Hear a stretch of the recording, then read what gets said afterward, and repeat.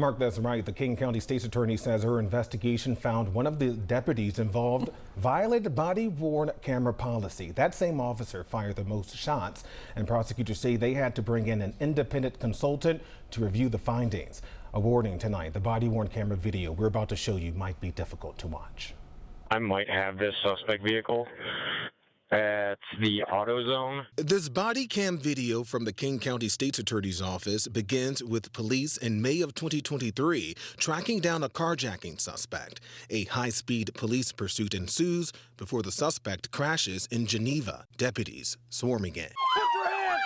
That's when prosecutors say 38-year-old James Moriarty climbs out of the back seat with what was later determined to be a paint gun. We've frozen the video after a canine officer is let go on the suspect, and a total of 18 shots were fired between 3 deputies. Moriarty was killed, and Canine Hudson was killed by friendly fire. While this took longer than anticipated, I am confident to state that this investigation was thoroughly done with no stone left behind. 2 years later, Kane County State's Attorney Jamie Mosser announcing today her office will not file charges against the deputies involved. This despite her investigation determining that one of the officers intentionally turned off the audio of his squad and body-worn cameras during the incident, violating both state law and sheriff's office policy. I further find that there were no exceptions to allow him to do so.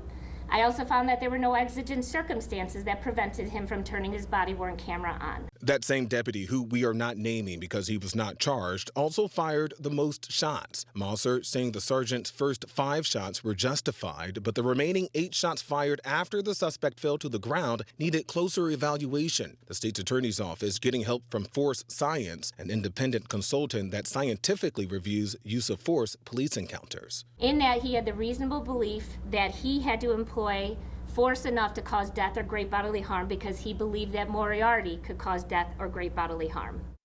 And despite that deputy violating his department's body-worn camera policy, the Kane County Sheriff would not say if he faced any disciplinary actions, calling it an employee matter, but he did confirm tonight that the deputy remains on the force. Okay, obviously a lot to go through for the state's attorney there. Yeah, it took 2 years. Yeah, thank you very much. Appreciate it, Trey. Investigation. Thank you. Watch breaking news on YouTube. Subscribe to ABC7 Chicago Eyewitness News.